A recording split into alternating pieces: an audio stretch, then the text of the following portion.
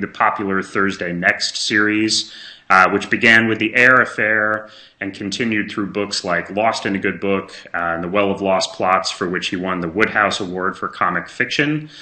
His latest book is, he's got two new books out, but one of them is The Woman Who Died a Lot. It is the most recent in the Thursday Next series. It's out now, and it's actually a nominee for the GoodReads Choice Award for Best Fantasy. So if you're loving that book and you want to, you can click over there after the chat and vote for it. Jasper, thanks so much for joining us. Well, my pleasure. Good to be here. Or there.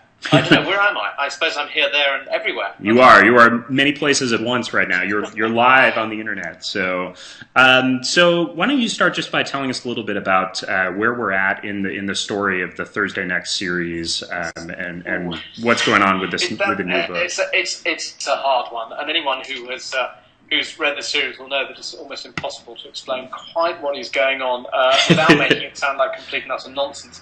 I think basically, for anyone who hasn't read the series, my protagonist, Thursday Next, is a crime fighter who works in the book world, which is this imaginary world behind the printed page where all the characters from all the books in all the world can actually get together and kind of plot when they're not actually in their books, and she has to police this kind of world.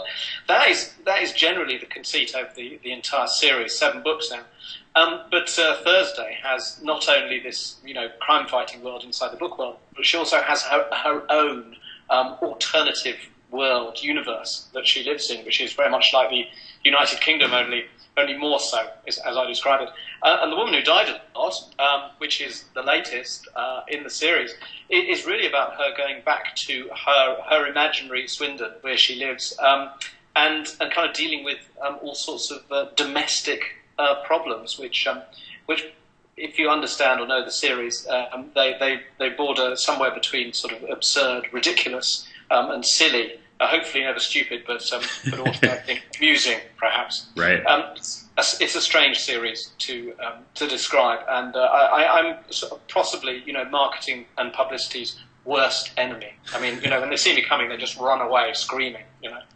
But thanks to everyone who's been promoting it, we've really managed to do a kind of word of mouth. So anyway. Yeah. Glad to be. Well, and that's kind of what GoodReads is all about. I mean, we kind of hope that we're spreading books through word of mouth. People are adding them to their shelves, and then people see what you're reading, and they say, "Hey, that looks interesting. What's that about?" You have a little conversation, etc. So we talk a lot about word of mouth. So I'm happy to have sort of word of mouth champion book on GoodReads Live today.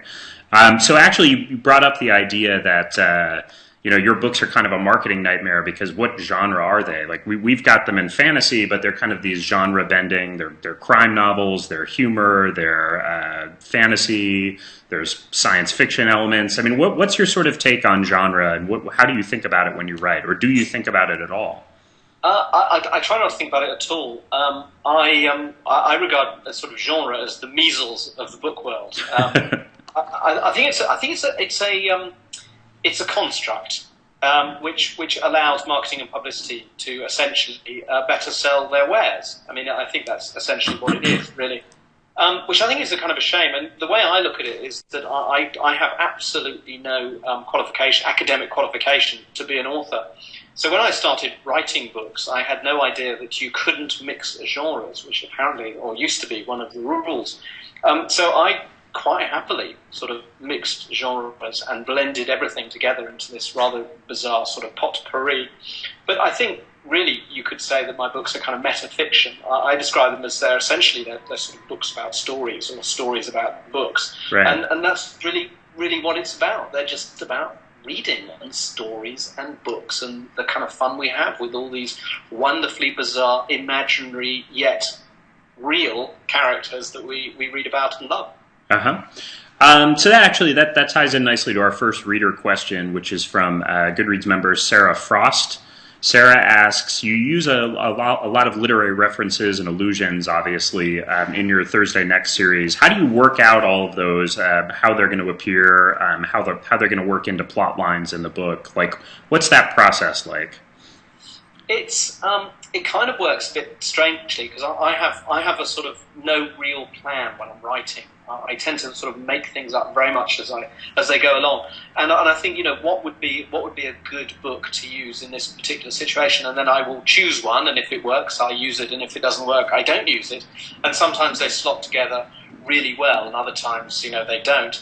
But I think the true to say is that I really have no overarching plan, and I should, of course, say that in fact, you know, I have a brain the size of a planetoid, and I can fit all these plot threads together, and, you know, and I'm just a genius. But I'm not. I just sort of I kind of push it all together in this sort of very strange sort of narrative sort of contortions, if you like, gymnastics perhaps, and it really what suits what. You know, I use Miss Havisham, for instance, and she just suited what you know, the idea of, I wanted her to be a mentor character, but with baggage, and she just seemed perfect for it.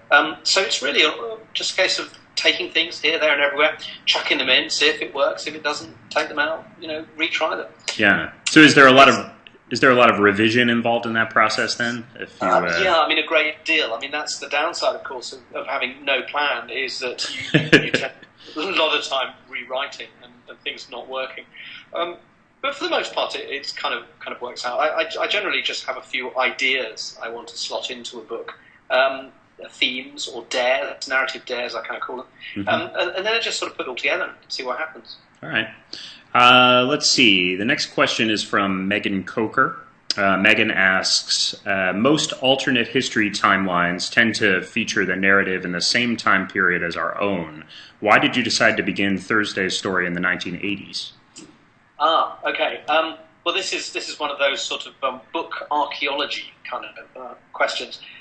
Originally, when I started writing the book, it was 1995, and the book, as originally written, when I started off, it was kind of told in a kind of now it can be told sort of way. I like the idea of things happening, because it's like political stories on the news. We only really get to know the nitty-gritty about sort of 10 years afterwards. And it was a kind of the feeling, as originally, you know, written in the book, was, you know, do you remember when, you know, Jane Eyre was kidnapped? And Jane Eyre, yeah, what was all that about? So it was that kind of close history, but not kind of now. But, you know, when I was writing the book and rewriting it, those kind of ideas tended to get sort of either abandoned or written over, but the time scale remained. So it's a little fly in amber, if you like, from a previous rewrite. But that was pretty much it. Oh. So it was 10 years before I started writing, 1985, yeah. Right. Let's see. So a couple more questions about the Thursday Next series, and then maybe we'll mix in some of your other books there as well. But this is a question from Phil Engel, and Phil asks, since Thursday is getting so old, will newer books in the Thursday Next series be focusing more on the fake Thursdays like the last one, or will we be seeing more of the original? And would you keep the series going if Thursday were to die? Thursday. Is she old? 54, is she? You know, as a sprightly 51, you said, snapping to attention. I don't regard her as old. I don't know. I mean, the wonderful thing about writing Thursday books is that the world, the canvas, is fantastically broad. And I could, in fact, if I so wished, write nothing but Thursday books, really, until they nail the coffin lid down, because there's just so much there. I could just take one character and expand that into a whole story. If you think about one of our Thursdays is Missing, you know, that's a sequel. It's like a spin-off book, you know, and it just takes one incident that happened over 4 or 5 days to one of the alternative Thursdays. So I could do that forever, and I haven't, you know, really sort of rejected the possibility of going back to previous adventures with Thursday when she was perhaps, shall we say, more sprightly. But I think she's going to be mended, and I think she's going to be better, and I think she's going to be back to sort of full life. But then, of course, she does have the possibility of replacing herself with a day player for the next adventure, which will take place in the Dark Reading Matter. And that really only makes sense if you kind of read this one. Right.